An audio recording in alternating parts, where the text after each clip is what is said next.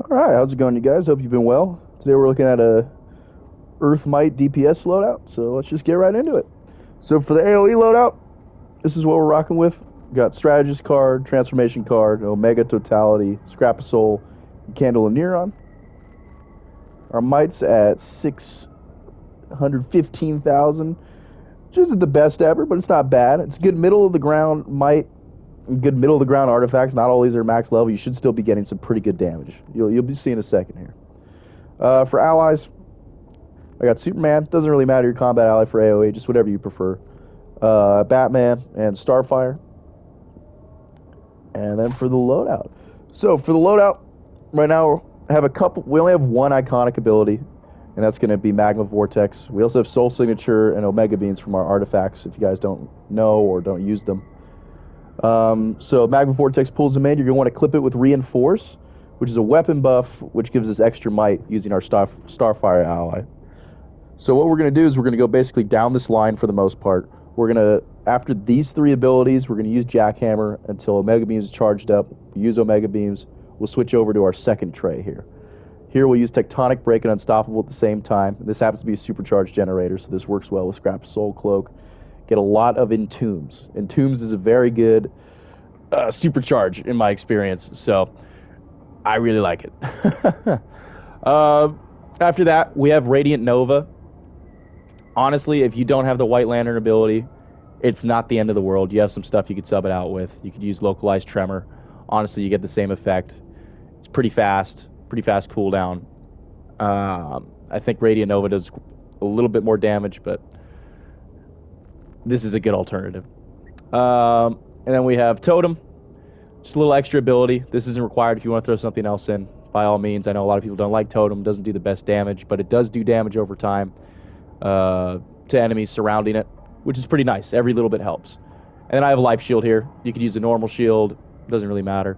And Neo Venom boost. Sometimes if I know I'm coming up against a boss in a raid, I'll pop Neo Venom and Entomb. Make sure I have the supercharge for it. Scrap a Soul Cloak artifact helps. Does some major damage, man. Does some major damage. All right, let's show you the rotation.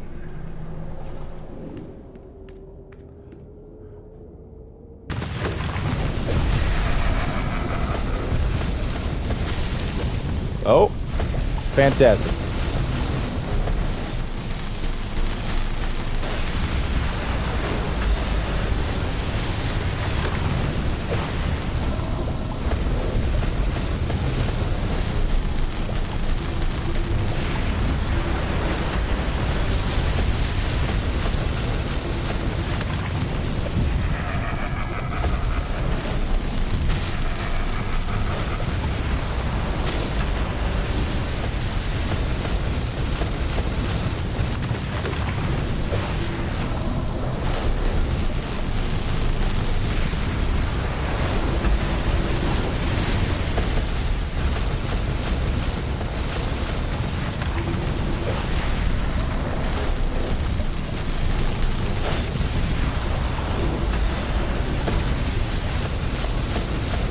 All right. So you can kind of see the rotation there. Kind of use Jackhammer when all your abilities are on cooldown. Mainly use it to charge up your Omega Beams right there. If we look at our damage, not bad. That second to last one there is quite a bit of damage, especially for not using a supercharge or anything like that. I think that's the most damage I've gotten out of one of these loadouts so far, so this is a really hard-hitting, effective AoE build. The only downside is got to get up close and personal, which is why on this bar, if the ads are getting a little bit too intense, I have the life shield. All right, this thing's pretty sick. It comes with the White Lantern ability, or augment, or whatever they're calling it, power array. And it heals you once it breaks. It's really good, really strong. And it's just a fun little bonus thing. It's not required. I like to use it. But as you can see, pretty good damage on that. Let's get into a single target. So single target's a little bit more self-explanatory. We have the same artifacts, but we took out Candle and Neuron for E-Bonds. E-Bonds doesn't work well with the AoE loadout just because of Jackhammer. It drains your power like nobody's business. Allies, we got Batman, Starfire, same deal. Single target ally, Crypto. Pretty sure he's still the best in the game. He's fantastic. Love him. For our traits, pretty similar build. We do not really utilize the second tray here. It's really not needed at all. Put both your supercharges, use them the same way I described. If you know a boss is coming up, Neo Venom, Entomb, major damage. What we got here is Magma Vortex Reinforce, same as the AoE loadout. It gets Crush going, which adds more damage from your abilities using like Upheaval. Luminous Beam, which is also from the White Lantern abilities, as you can see. Does a lot of damage. It's really hard to replace it. It does some crazy critical damage. I'm sure you'll see it coming up here. It is very, very nice. It's hard to think of a substitute for it. Honestly, if I were you, if you don't have this, I would maybe use Heat Vision or Freeze Breath, something like that. Those would be some good options. We have Upheaval. We're going to tap melee 3 times, as you can see right there. We're going to use all 3 of them. But on the last instance of tapping melee, we're going to clip it with Pebble Blast. That way we're getting as much damage as possible in a little time.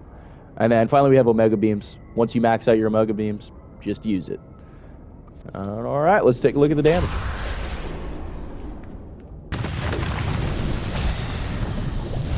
And I already messed up.